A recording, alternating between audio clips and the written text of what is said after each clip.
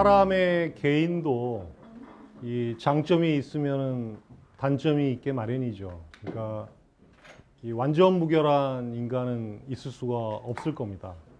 그러니까 엄밀히 말하면 왜 회고록이라고 하는 거를 써도 그 회고록이 가치를 갖고 사람들에게 각광을 받고 읽혀지려면 솔직해야 되는 겁니다.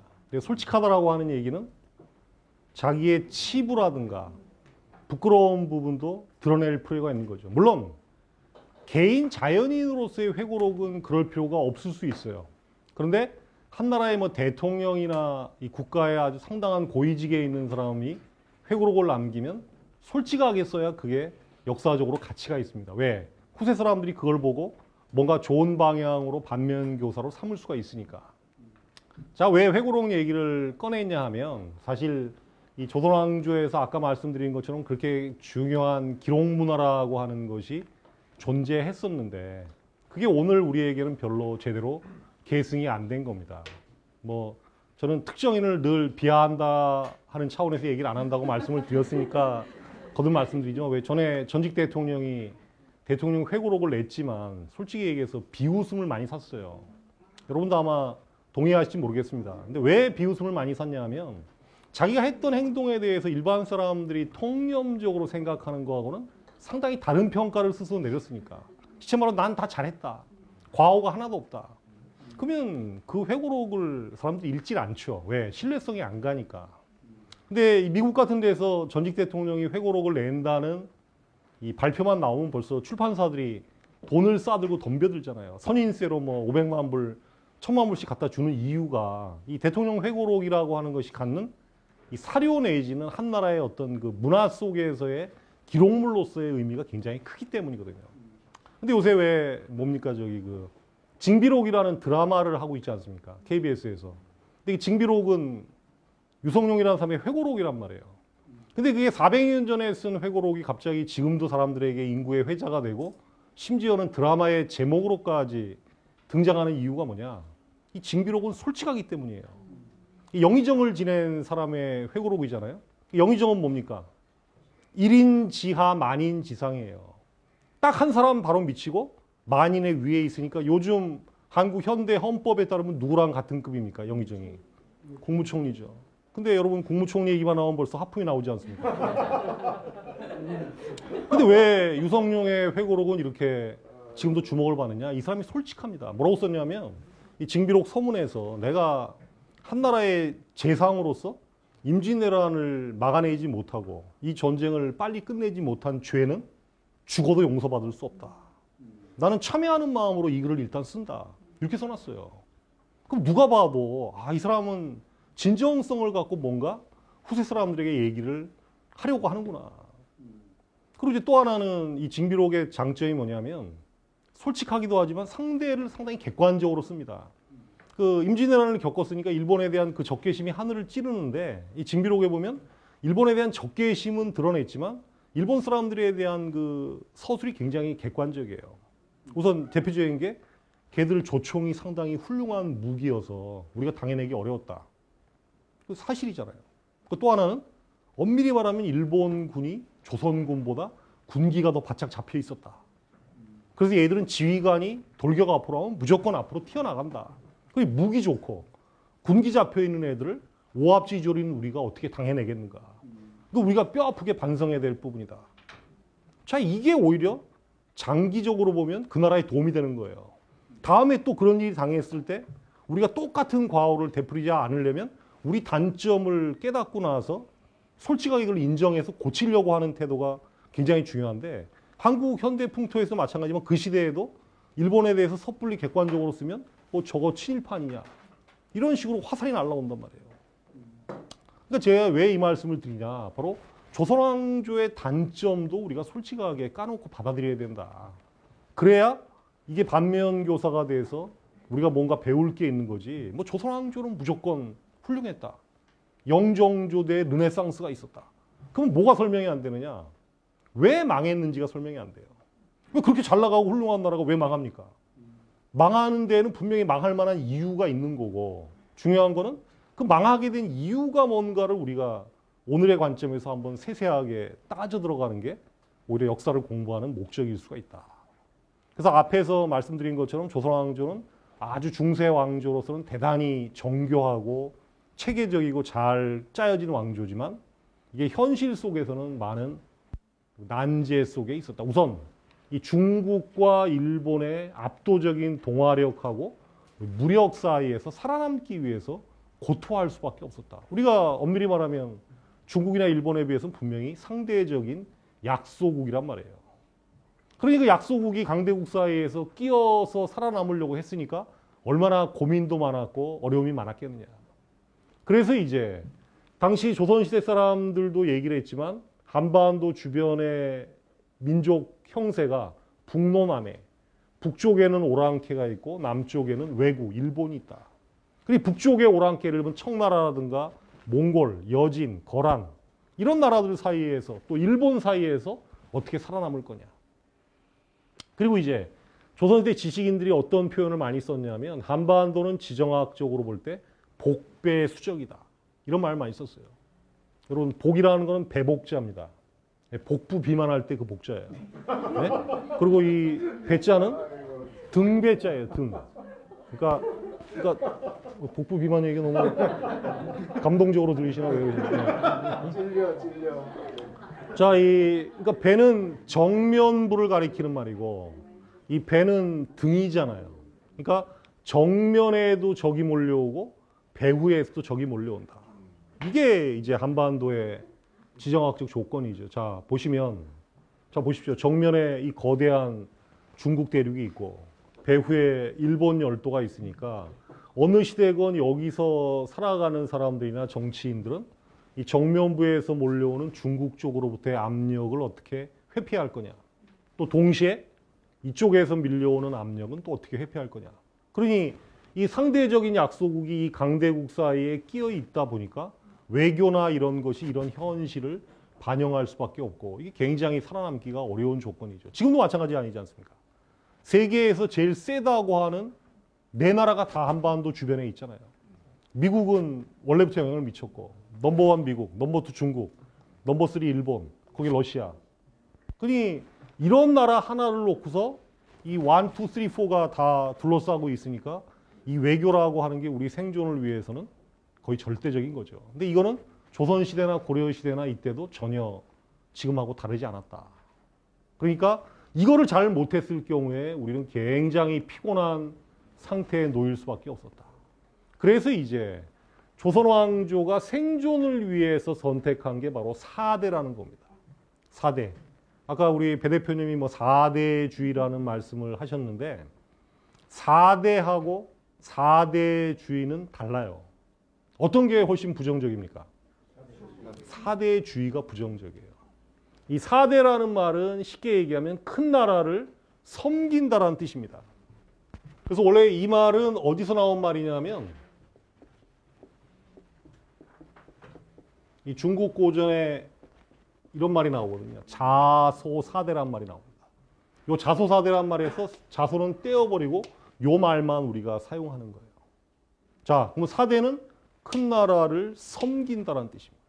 그럼 자소는 뭘까요? 요즘 애들은 한문에 워낙 까먹는 놈들이 많기 때문에 이런 거 읽어봐라 그러면 안 보입니다 이렇게 얘기하죠. 그래서 앞에 불러내서 가까이에서 보여주면 더 안 보입니다 이렇게 얘기하는데 자, 이 4대는 큰 나라를 섬긴다. 그럼 자소는 뭔 뜻일까요? 이 자자가 무슨 자자입니까? 글자 자자죠. 그래서 전에 또 어떤 희한한 일이 있었냐면 이거 한번 번역해봐라 그랬더니 어떤 놈이 자자는 작게 쓰고 사자는 크게 썼다. 아주 탁월한 번역이어가지고 한 대 때려주려다가 말하는데 이때 자자는 글자 자자가 아니라 이게 큰 옥편을 찾아보면 어루만질 자, 포용할 자, 끌어안을 자입니다. 그러니까 작은 나라를 끌어안고 큰 나라를 섬긴다. 그러니까 무슨 얘기냐면 이 대국과 소국이 동시대에 존재를 하려면 이게 서로에게 예의를 지켜야 되는 거죠. 소국이 대국에게 능력도 안 되는데 자기 자존심만 빳빳하게 세워가지고 사사건건 대들면 공격받으면 어떻게 됩니까? 플라이급이 헤비급한테 안 되거든요. 그럼 망하는 거잖아요. 그런데 이제 그렇게 작은 나라가 큰 나라를 섬기는 게 4대고 큰 나라도 크다는 이유로 작은 나라를 무조건 힘의 논리로 휘두르면 이건 안 된다. 그래서 맹자가 뭐라고 얘기했냐면 진짜 지혜로운 자만이 사대할 수 있고 그 다음에 어진 자만이 자소할 수 있다. 그러니까 이제 전통시대 그 춘추전국 시대 이후로 중국에서 대국과 소국이 공존할 때 가장 이상적인 행태는 뭐냐면 큰 나라는 힘의 논리로 작은 나라를 무시할 게 아니라 끌어안을 수 있는 포용력, 그 어짐을 보여야 되고 또 작은 나라는 작은 나라 주제에 뭐 이런 표현 써서 그렇습니다만 큰 나라에게 함부로 깝치지 말고 큰 나라에게 예의를 지켜서 서로 이런 예의를 다해야 두 나라가 평화롭게 공존할 수 있다. 그래서 이제 조선이 중국에게 사대를 한 이유는 뭐냐면 중국이 큰 나라하고 강국이니까 일단 겉으로라도 중국에게 예의를 차리면서 가장 기초적으로는 살아남기 위한 거예요. 그러면 이 4대 할 때 전제가 뭐냐면 적어도 큰 나라가 우리를 이렇게 끌어안아서 힘으로 휘두르지 않는다는 전제가 깔려 있는 겁니다. 그러니까 4대는 이건 생존의 수단이자 노하우지 부끄러운 게 아니에요. 서양이나 이슬람권에서도 이런 행태가 나타납니다. 그런데 이제 아까 말씀하는 4대주의는 굉장히 부정적이죠. 4대주의는 왜 부정적이냐면 4대주의는 그야말로 간과 쓸개까지 다 빼놓고 큰 나라를 추종하는 게 4대주의예요. 그러니까 조선왕조 시대 정도전 같은 사람은 4대는 했지만 4대주의는 하지 않으려고 했어요. 심지어 명나라가 조선을 예나 인으로서 대접하지 않고 힘으로만 억누르려고 하려는 여러분 기억하시잖아요. 왜 요동을 갖다가 정벌하려고 작은 나라가 시도하기도 했잖아요. 근데 일본 애들은 조선이 명예에게 4대한 거, 중국에 4대한 거를 조선의 굴종적인 측면으로 이렇게 깔아뭉개는데 이거는 그런 건 아닌 거죠. 그런 건 아닌 겁니다. 그런 면에서 이 조선의 생존을 위한 하나의 노하우가 바로 4대다. 그럼 4대는 구체적으로 어떻게 하느냐? 조공이라는 거를 해요. 조공. 조공이란 말도 아마 들어보셨을 겁니다. 이 조자가 무슨 조자입니까? 아침조. 그럼 공자는 뭡니까? 바칠공. 그럼 아침에 뭘 바쳐요? 네? 아침에 밥을 바칩니까? 그러니까 이때 조자는 이제 아침 조자가 아니라 이거는 아랫사람이 윗사람을 찾아뵙는 거. 가서 알현한다는 말 들어보셨죠? 알현하는 게 조예요. 그러면 아랫사람이 윗사람을 알현하는데 맨입으로 갈 수는 없잖아요. 하다못해 오렌지 주스라도 한 통 들고 가야 되겠죠. 그때 들고 가는 선물 꾸러미가 바로 공물입니다. 그러니까 조공이란 말은 선물 꾸러미를 들고 대국을 찾아가서 인사하는 행위가 바로 조공이에요. 그럼 일단 이거는 겉으로라도 당신에게 머리를 숙여서 예의를 표시하겠습니다라는 일종의 제스처예요. 그러면 이렇게 상대가 나한테 숙이고 나오는데 숙이고 나온 애한테 마구잡이로 힘을 휘둘러서 굴복시키지는 않는단 말이에요. 그러면 이제 그 조공하거나 조공을 바치는 상대방을 그 지역에 있는 유일하고 합법적인 지배자로 승인해 주는 행위가 뭡니까? 책봉이라는 거예요. 책봉. 그러니까 일종의 이거는 정신적인 계약 관계다라고 얘기할 수가 있는 거죠. 힘의 논리로 억누르는 게 아니라 바로 나름의 계약 관계에 의해서 조공과 책봉을 바쳐왔다. 그러니까 살아남기 위해서는 어쩔 수가 없는 거였죠. 그냥 우리가 중국에게 그 강대한 나라에게 찍소리 한번 하고서 바로 죽을 수는 없는 거 아닙니까? 그러니까 이게 일종의 우리의 생존 전략이었다. 근데 이게 문제가 뭐냐면 우리의 의지하고는 관계없이 한반도 주변에서 좀 유식한 말로 이 파워 시프트, 한 강대국에서 딴 강대국으로 패권이 넘어가는 조짐이 보이면 한반도는 상당히 위기에 직면하는 경우가 많았다라고 하는 겁니다. 지금 왜 중국이 부상해서 미국 패권에 도전한다고 하는 것이 문제가 되는 이유가 바로 이런 속성하고도 관계가 있는 거죠. 왜냐하면 기존의 한국의 외교가 해왔던 틀하고는 다른 방식의 상황이 전개될 가능성이 크기 때문에 이번에 말이 많지 않습니까? 사드, AIIB. 이거 뭐 한국 사람들이 사드가 뭔지 AIIB가 뭔지 전혀 몰랐잖아요. 몰랐는데 이게 결국 알고 보니까 이 중국과 미국 사이에서 어떤 장단에 맞춰야 되는지를 고민해야 될 정도로 이 중국이 커진 상태에서 미국하고의 관계가 어떻게 될 것이냐 이게 상당히 고민스러운 부분 아닙니까? 근데 이 부분은 항상 우리 역사에서 직면해 왔던 문제다. 그래서 조선시대 때 임진왜란이건 병자호란이건 청일전쟁이건 간에 한반도에서 일어난 전쟁은 기본적으로 우리의 의지나 우리가 뭐 잘못했거나 잘했거나에 관계없이 주변국에서 이런 문제가 생기면 한반도에 이런 일이 터졌다라고 하는 사실입니다. 이게 상당히 심각한 거죠, 사실은. 우리 의지하고 관계없이 강대국들의 이해관계에 따라서 전쟁이 터졌다. 그래서 어쨌든 우리 의지와 관계없이 한반도 주변에서 힘의 전이가 생기면 위기에 직면했다. 자, 우선 그거를 간단히 말씀을 한번 이 지도를 보면서 드릴 필요가 있어요. 자, 우선 지난 500년 동안 그런 일이 너대 차례가 일어나는데 예를 들어서 14세기 후반이죠. 그러니까 1360년대에 어떤 일이 벌어지냐면 이 중국 대륙을 차지하고 있던 나라가 여러분 왜 징기스칸이 원조가 된 원나라라고 아시잖아요. 얘들은 몽골족이 세운 나라였잖아요.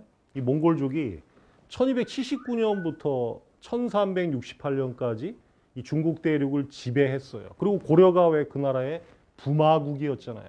강화도에서 돌아온 다음에. 그런데 이제 14세기 후반에 이 몽골족이 본토에서 어디로 쫓겨났냐면 이 고비사막 쪽으로 쫓겨나고 이 북쪽 요 지역에서 왜 명나라라고 하는 한족 왕조가 중국을 차지하거든요. 그러면 이게 뭐냐? 원에서 명으로 교체되는 중국 대륙의 힘의 전이죠. 몽골족에서 한족으로 파워 시프트가 일어난 겁니다. 그때 한반도에 뭔 일이 밀어닥쳤냐면 여러분 옛날에 국사 배우실 때 왜 홍건적이라고 들어보셨어요? 머리에다가 붉은 두건을 쓴 한족 도적대 수십만 명이 고려로 쳐들어와요. 이 여파가 대륙에서 밀려와가지고 그래서 당시 고려왕이 고려 당시 수도는 개성이었잖아요. 이 개성을 버리고 어디까지 도망갔냐면 안동까지 피신을 했습니다.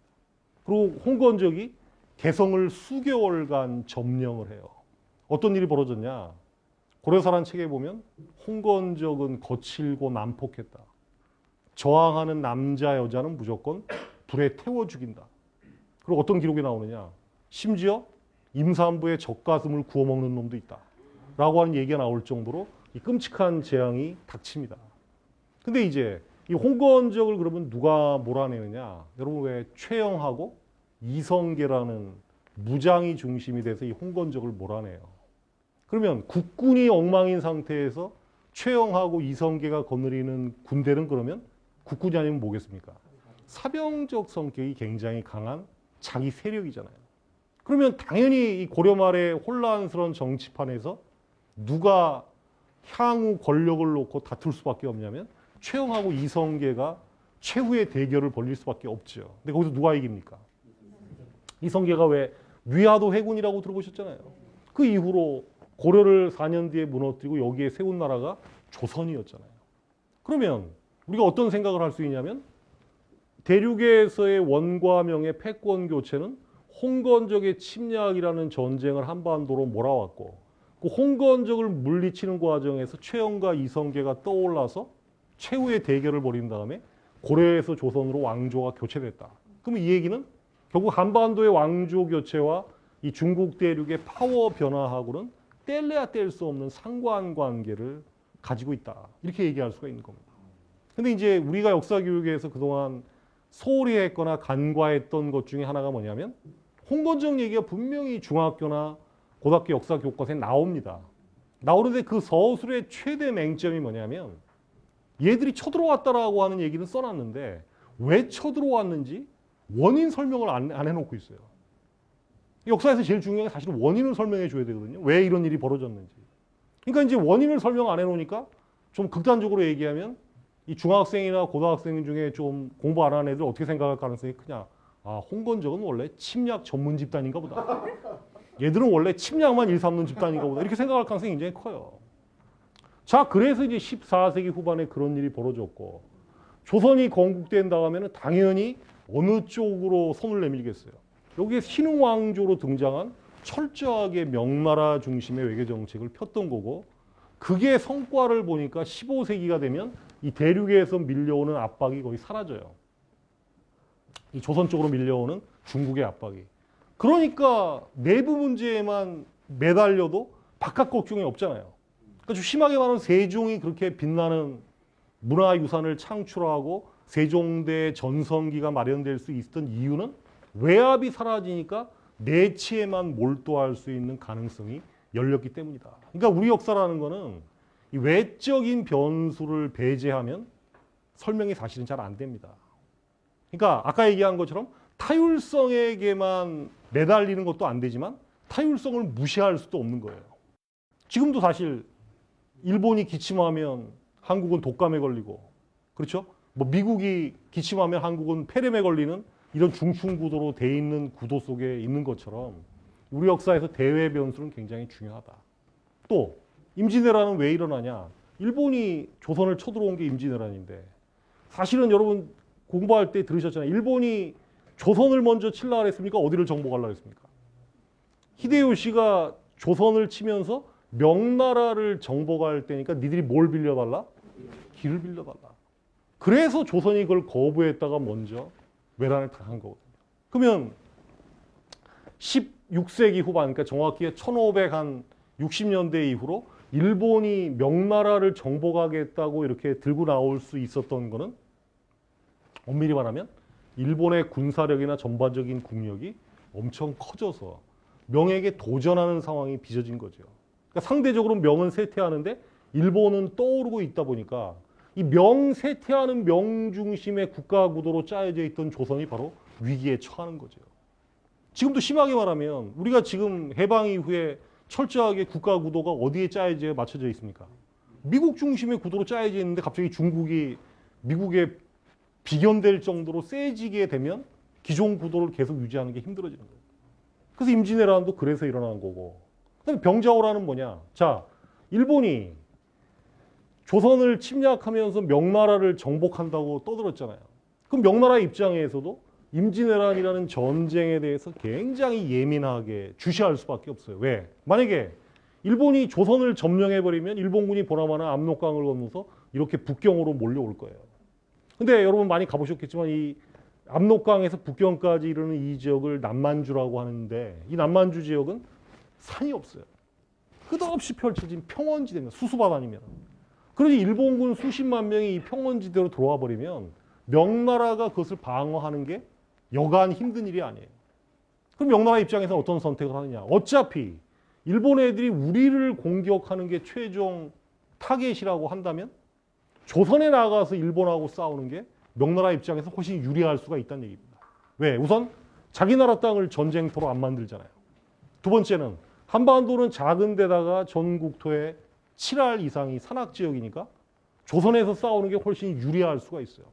또 어떤 이점이 있습니까? 지들 필요성 때문에 참전하면서도 조선 사람들에게는 뭐라고 뻥을 칠 수 있냐면 니들을 돕기 위해서 왔다. 그래서 이제 명나라 군대가 조선에 들어오는 거예요.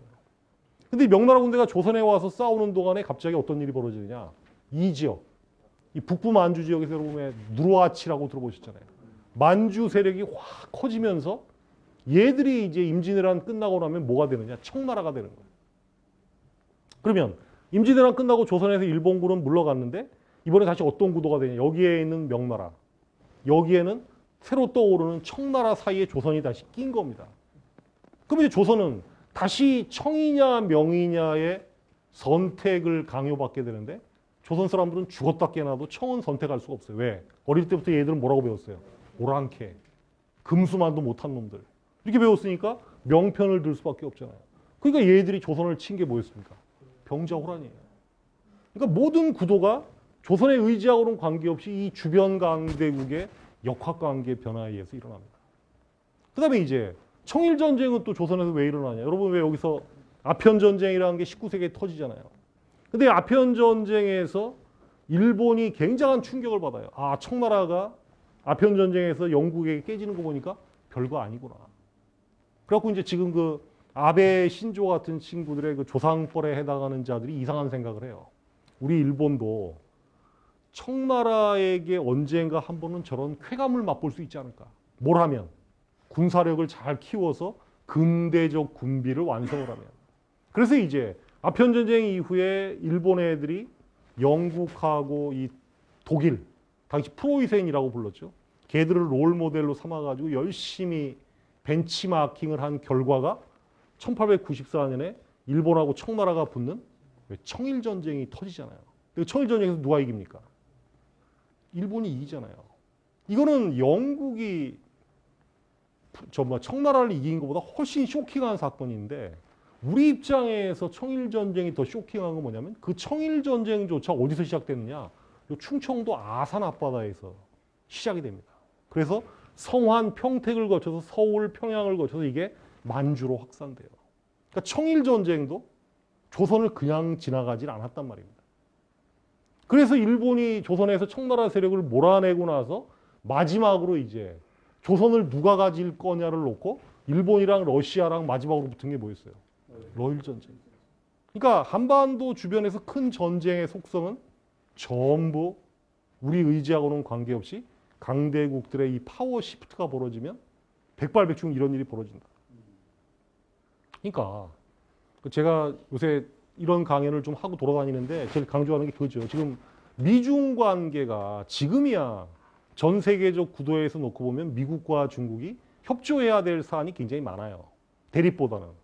거기에다가 지금 중국이 성장해온 시스템 자체가 미국이 깔아놓은 그 시스템 속에서 왔기 때문에 당분간은 아마 중국이 미국에게 그렇게 격하게 도전하거나 그럴 상황은 아니라고 봐요. 근데 문제는 이 사이에 미중 사이에 누가 끼어 있습니까? 일본이라는 아주 돌발 변수가 끼어 있잖아요. 지금 센가쿠 열도라는 데가 바로 여기인데 여기서 만약에 뭐 집단적 자위권 운운하면서 일본하고 중국하고 만약에 문제가 생긴다. 그러면 지금 오바마가 아베 초청해가지고서 미일 동맹을 이번에 다시 확고하게 굳혀놓고 센가쿠에도 미군의 미일 그 방위조약 대상 지역에 들어간다. 그리고 만약에 미국하고 중국하고의 분쟁으로 한번 비화돼 보세요. 그럼 최악의 경우 어떤 일이 벌어질 수 있냐면 미국 애들이 분명히 이 주한미군에게 이렇게 얘기할 수 있어요. 이 전략적 기동군으로 편성을 해서 이 중국하고의 분쟁에 미군을 투입하고 싶은데 한국 정부의 생각은 어떠냐. 그럼 그 당시 한국 대통령이 누굴지 모르지만 거기에 노라고 얘기할 수 있는 깡다구가 어디 있습니까? 그러면 만약에 주한미군이 이 지역에 투입된다 그러면 여기서 평택이나 서울로 미사일 날라오는 건 시간 문제죠. 여러분이나 저 앉아있는 이 강의실로 날라오지 말라는 보장이 없습니다. 그러니까 이런 상황이 오지 않게끔 미리미리 피하려면 대단히 전략적이고 이 고차의 방정식을 풀 준비가 되어 있어야 되는데 솔직히 말해서 요새 정치판 돌아가는 거 보면 거기에 대한 마인드가 과연 있을까라고 하는 의문이 들 정도로 상당히 심각한 거죠. 그러니까 조선시대 자체가 저 마인드가 안 됐을 때 겪었던 게 임진왜란, 병자호란, 청일전쟁. 그러니까 무슨 얘기냐. 우리가 여기에 의지를 갖고 가담할 수 없다라고 하면 그래도 하는 데까지는 뭔가를 막아보려고 최선을 다하고 나서 망하거나 얻어맞는 거 하고 그것도 해보지도 않고 그냥 하다가 거기에 휩쓸려 들어가서 얻어맞는 거하고 전혀 다른 문제거든. 그러니까 조선왕조가 안고 있는 최대의 고민도 바로 거기에 있었다. 그러니까 이 속성은 지금도 전혀 변한 게 없죠. 그래서 제가 강조합니다만 늘 이 전략적 마인드를 잊지 말아야 위기를 회피할 수가 있다. 근데 이 전략적 마인드 그래도 비교적 잊지 않았던 사례가 아까 홍건적 진압 이후에 이 고려에서 조선으로 바뀔 때는 그래도 이 사람들이 어떤 시대를 겪었냐면 이 세계가 바뀌는 시대를 직접 몸으로 떼어봤기 때문에 그 마인드에 어느 정도 고정됐던 사람들. 예를 들면 이성계 같은 사람은 이 사람이 뭡니까? 솔직히 얘기하면은 전주희 씨라고 이야기를 하잖아요. 지금도 전주희 씨가 이성계 관양이라고 얘기하는데 이성계는 엄밀히 말하면 제가 보기에는 혼혈 가능성을 배제할 수가 없어요. 누구하고? 여진족하고. 왜냐하면 그 이성계 집안이 전주에서 산 거는 사실인데 이 오대조 할아버지가 전주에 있는 그 지방관하고 여자 문제로 트러블이 생겨가지고 이 가족들을 몽땅 이끌고 어디로 갔냐면 또 지도를 보고 말씀을 드리게 되겠네. 전주에서 삼척으로 이주를 해요. 강원도 삼척 아시잖아요. 강원도 삼척에서 이제 이주한 게 언제냐면 1250년 무렵이니까 고려가 왜 몽골에게 지배받고 있을 때 그때였어요. 그래서 삼척으로 이주해서 여기서 살았는데 기반을 잡았는데 몇 년이 있다가 전주에서 여자 문제로 트러블이 생겼던 상관이 갑자기 일로 부임해 와요, 삼척으로. 그러니까 원수를 외나무 다리에서 만난 거죠. 다시 피해가지고 함흥평야 쪽으로 도주를 합니다, 조상이. 그리고 이제 함흥평야 쪽에서 이번에는 기반을 잡고 살아갔는데 이때 함흥평야는 영토상으로는 고려 영토였는데 여기 살고 있는 사람들은 고려 사람뿐만 아니라 여진족, 몽골족, 심지어는 한족들도 와서 살고 있었어요, 이 지역에. 그러니까 요즘 치면은 뭐에 해당합니까? 다문화 지역이에요. 좀 우아하게 얘기하면 트랜스내셔널적인 분위기가 상당히 강한 데입니다. 그러니까 무슨 얘기냐? 나하고 종족이나 민족이 달라도 이해관계가 일치하거나 이익이 부합된다고 하면 과감하게 타협할 수 있고 누구 밑에 부하로도 들어갈 수 있는 거예요.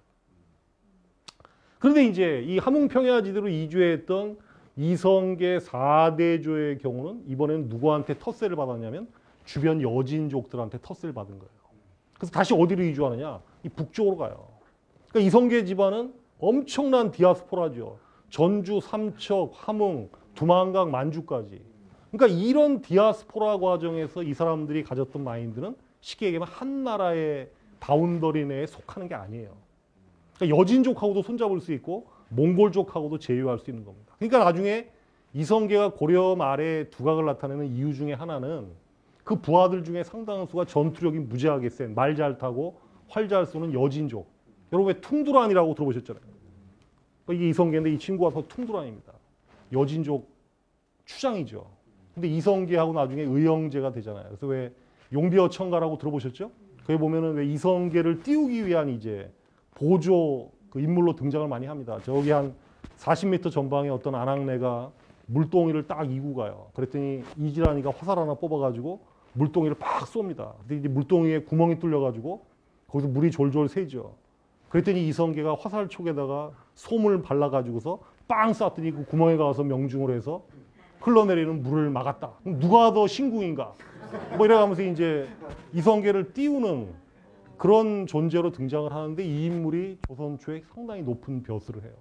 그러니까 외국인이면서도 불구하고 벼슬을 주는 거예요. 그러니까 이제 이 사람들은 이런 마인드를 갖고 살았기 때문에 이 원에서 명으로 시대가 바뀐 것이 어떤 의미를 갖는지에 대해서 대단히 유연하고 탄력적으로 대응할 마인드가 있었는데 이게 이제 외란이 일어나는 16세기쯤 가게 되면 이 성리학이라는 대단히 교조적이고 경직된 이 이데올로기가 사회 전반에 퍼지면서 이게 중화냐 오랑캐냐 이걸 무지하게 따지는 그런 마인드 속에서는 일본, 여진, 뭐 거란 이런 거는 사람으로 여기질 않잖아요. 그쪽에서 일어나는 변화에 굉장히 둔감할 수밖에 없는 거죠. 그러니까 이제 이 사람 이성계는 엄밀히 말하면은 조선 왕조를 건국한 인물이지만 굉장한 국제적 마인드를 갖고 있었다고 보는 게 제가 보기엔 정확하다. 그게 15세기를 설명할 수 있는 하나의 틀이 되는 거죠. 그러니까 세종이 왜 한글 만들면서 이 한글이라고 하는 거를 창제하면서 뭐를 참조했냐면 이 전 세계에서 제일 큰 영토를 차지했던 왕조가 몽골족의 원나라였잖아요. 온갖 종족들이 그 원나라 바운더리 내에 다 살았으니까 해마다 1월 1일이 되면 이제 원나라 황제한테 각 종족들이 가서 인사할 거 아닙니까? 신년 인사. 뭐 고려 사람도 가고, 뭐 저쪽 이슬람 계통에서 얘들도 오고. 근데 전부 몽골 황제가 보니까 이것들이 말도 틀리지, 생김새도 다르지. 그러니까 뭐라고 얘기하냐면 이 왕국에서 공통적으로 사용할 수 있는 의문 체계를 한번 만들어봐라. 글자나 이런 거를. 여러분 에스페란토라고 들어보셨잖아요. 그런 것처럼 어떤 공동의 문자를 만들어 보라고 하니까 이제 당대로서는 막 인류 언어학자들을 총동원해서 만들려고 하는데 이제 이 원만의 농민 반란으로 몽골이 망하는 바람에 그 언어학적 성과는 꽃이 피지 못했지만 나중에 이제 그 중에서 이 한족 출신 학자 하나가 원말의 동만을 피해 가지고 이 요동 지역으로 와서 숨어 살았단 말이에요. 근데 세종이 한글 만들다가 이 의문 체계에서 의문점이 생기면 왜 신숙주하고 성산문이라고 들어보셨잖아요. 이 사람들을 그 황찬이라는 한족 학자한테 보내서 자문을 구한다는 얘기가 나오고요. 그러니까 뭐냐면 한글 창제 과정에는 결국 몽골 제국이 만들려고 했던 이 세계 문자 그 제작 과정의 노하우가 일부 흡수가 됐다. 이렇게 보는 게 합리적인 거예요. 그러니까 우리 뭐 세종 머리에서만 나온 게 아니라, 그러니까 이게 역사라고 하는 거는 고립돼서 존재할 수는 없는 겁니다. 이 상당히 영향을 주고받으면서 이어지는 거죠. 그런 면에서 아까 거듭 말씀드렸지만 이 전략적 마인드를 잊지 말아야 이 위기를 회피할 수가 있다. 자, 그런데 이제 15세기에는 아까 말씀드린 것처럼 대단히 유연하고 탄력적인 모습을 보여요. 그런 이성계 집안 자체가 그런 아주 광범한 디아스포라나 트랜스내셔널적인 분위기 속에서 이 국제적인 마인드를 양성했던 거하고 깊은 관련이 있죠. 근데 16세기에 안정적인 국면으로 들어가고 성리학이 이제 조선 사회에 쫙 퍼져가면서 자기 어떤 완결성적인 마인드에 집착하면서 이 주변 변화에 상당히 둔감해지는 겁니다. 농업 중심의 사회에는 모든 타임테이블이 빤하거든요. 언제 씨 뿌리고 언제 김매서 언제 수확하고 하는 게 다 정해져 있잖아요. 근데 상업이라든가 해적질에서 먹고 사는 애들은 그런 타임테이블보다는 순간순간의 정보 파악 능력이 상당히 중요한 겁니다. 이제 그런 면에서 이제 조선이 성리학 이후 상대적인 농업 중심 국가로 가면서 주변 변화에 상당히 둔감해졌다.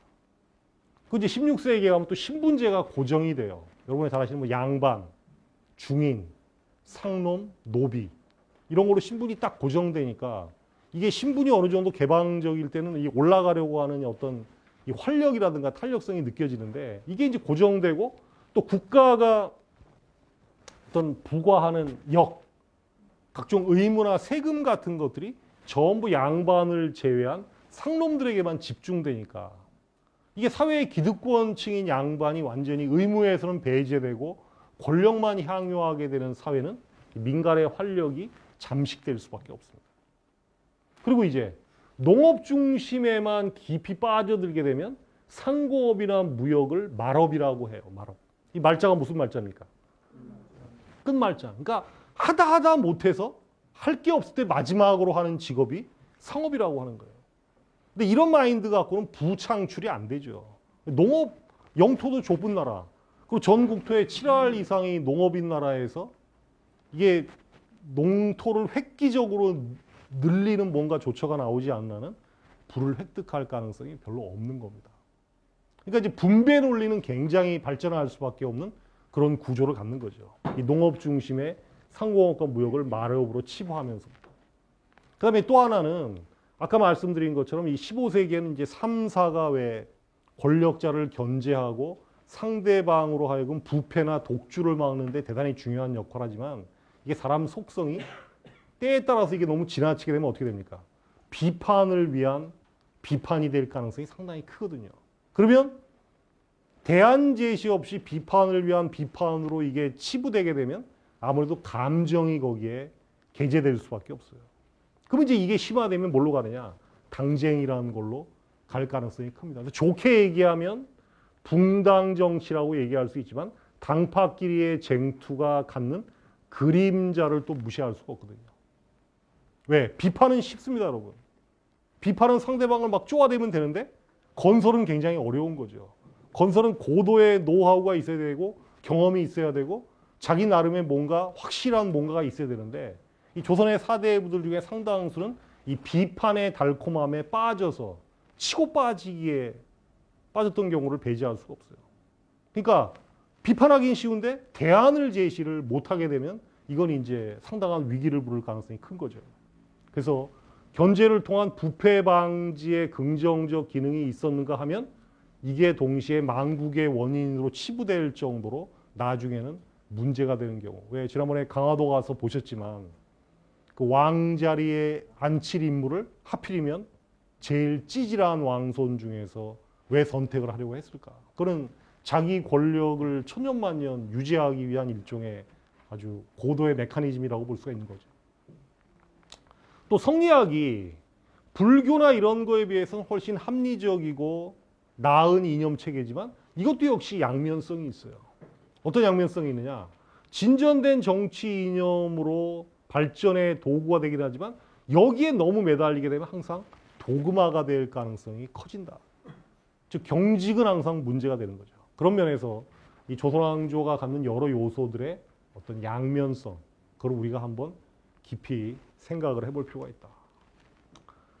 자, 그래서 이제 요새 조선왕조에 대한 관심이 상당히 높아졌어요.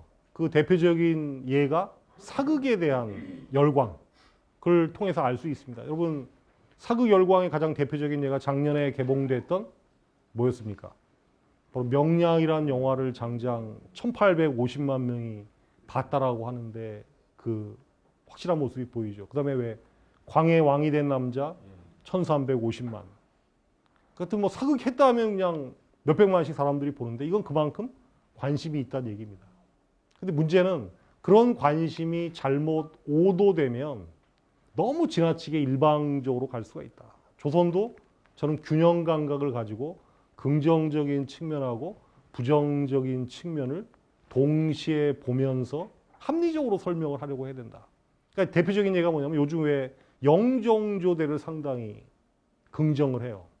뭐 조선의 르네상스다, 또 조선의 부흥기다라고 얘기하는데 그러면 근데 왜 영조하고 정조가 죽자마자 19세기가 되면서 세도 정치가 등장하면서 갑자기 조선이 그렇게 급전직하느냐?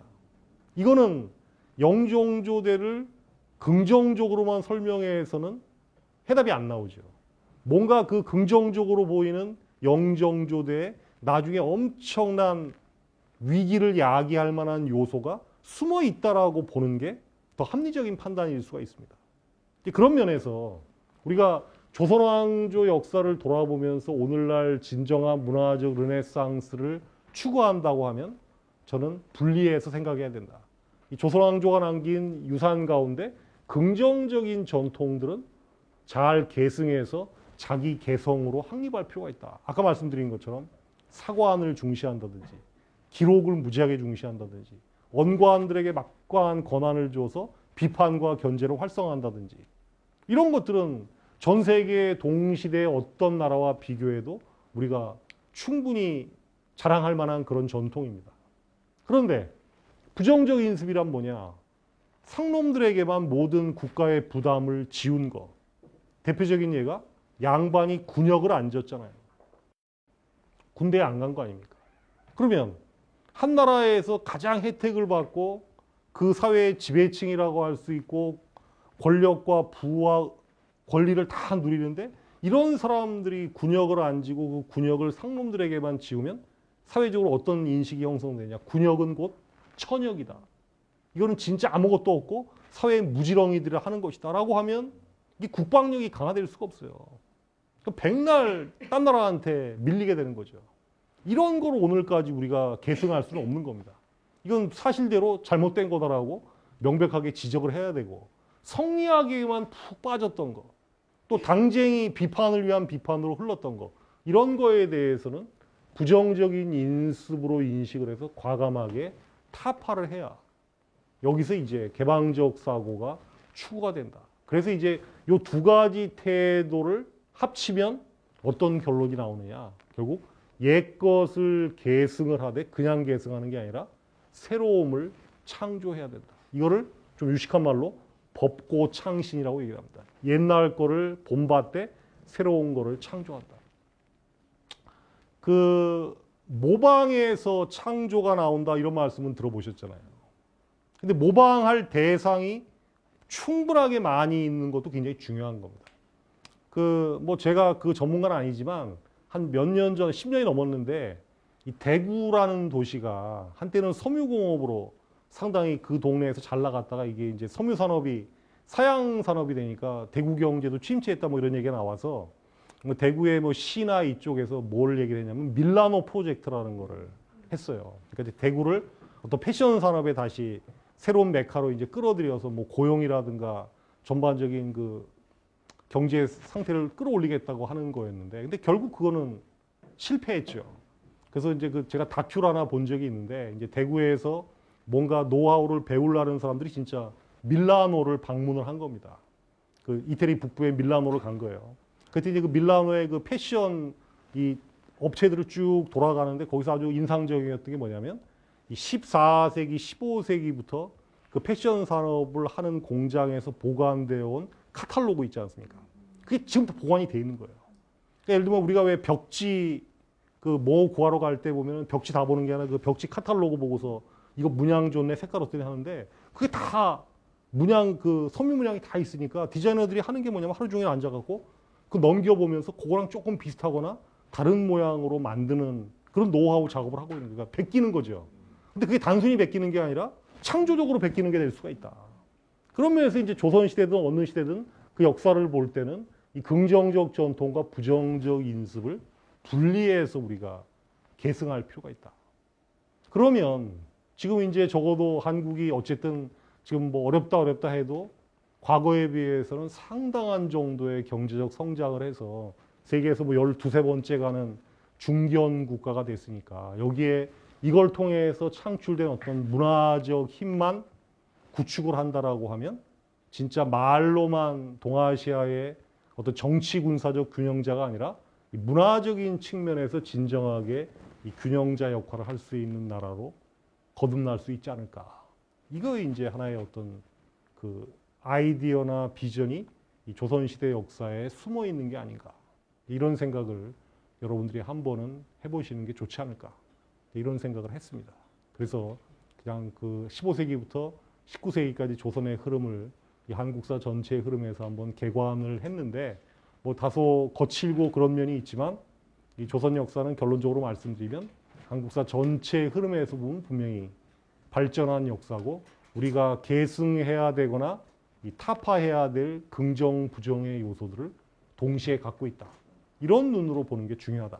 이런 말씀을 일단 드리고 싶습니다. 예, 구두 강의 일단 이걸로 마치도록 하겠습니다. 예.